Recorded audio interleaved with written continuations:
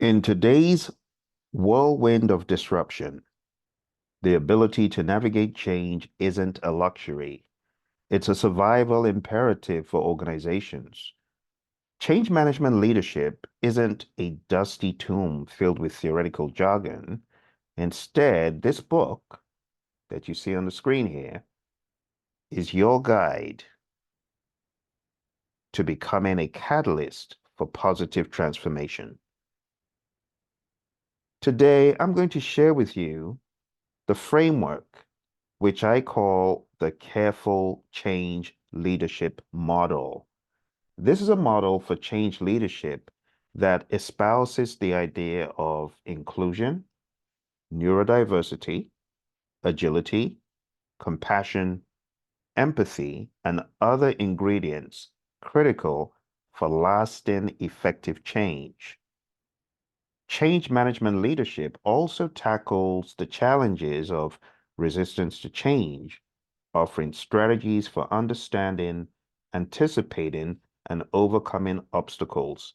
Unlike other models that approach the topic of change management from a purely process-heavy or system-heavy angle, this model approaches the concept of change from the angle of compassion, active listening, responsive dialogue, empowerment, flexibility, unification, and lean and lasting change. Let's examine each variable in this model.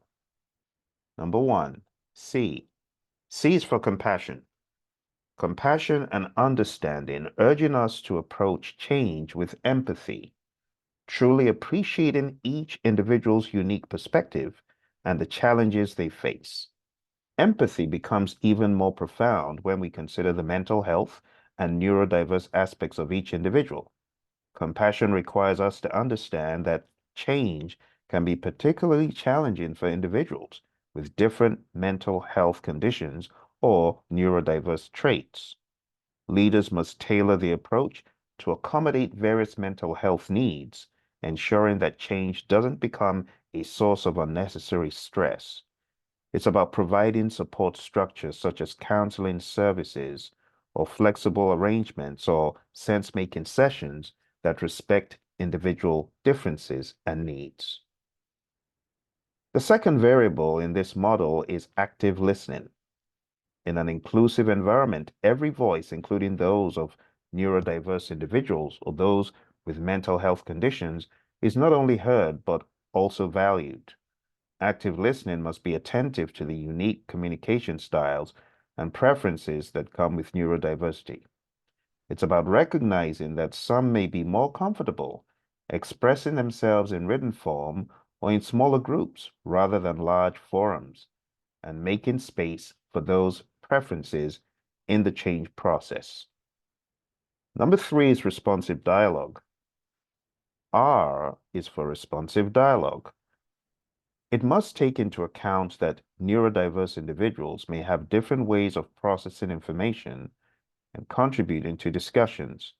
A communicative culture that is truly responsive adapts to these differences, perhaps by providing visual aids or allowing more time for individuals to process information and articulate their thoughts. It's about creating multiple channels for dialogue that cater to diverse needs, promoting an environment where everyone can contribute meaningfully. I have found in many organizations that human resource management and management intentionally conduct sense-making sessions for a reason, not because they don't have anything better to do, but because organizations that are successful in change-making initiatives are those that have responsive dialogue and town halls with their people. Moving on to number four, empowerment. E is for empowerment. Empowerment through engagement. Engagement means actively involving individuals in the change process in ways that leverages their unique strengths, including those stemming from neurodiversity. Empowerment is about recognizing that neurodiverse individuals may bring exceptional skills and insights, such as attention to detail, creative problem solving as well, which can be harnessed to drive innovation during change. It's important to create roles and responsibilities that not only accommodate, but also celebrate cognitive diversity. It's about the understanding that none of us is as smart as all of us. Together, we are a team that moves mountains. Number 5, flexibility. F for flexibility in planning. Flexibility is essential as individuals with varying mental health needs may require different approaches to change. Planning should allow for personalized pathways and pace of change, acknowledging that one size does not fit all. This flexibility might manifest in offering different training methods or adjusting project timelines to be more accommodating, thus maintaining an environment where individuals feel supported and not overwhelmed. Number 6, unification. U is for unite and empower. Uniting the organization in change should be inclusive of the mental health and neurodiversity spectrum.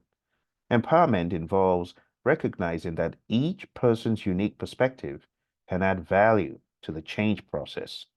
Creating support networks and peer groups can help in uniting neurodiverse individuals and those with mental health conditions, offering a platform for shared experiences and mutual support. Finally, we have lean and lasting. L is for lean and lasting implementation. This respects the different ways that individuals process change, making sure the steps are digestible and sustainable, particularly for those who are neurodiverse.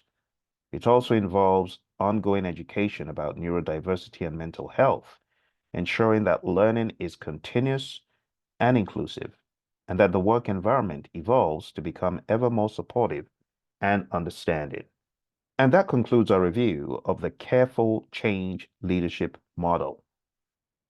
Join us at projectmanagementdoctor.com/change lead for the Change Management Leadership Seminar with Rob Annis and Roy Schilling, where we will be covering all of the variables in the Change Management Leadership Model, the Careful Model.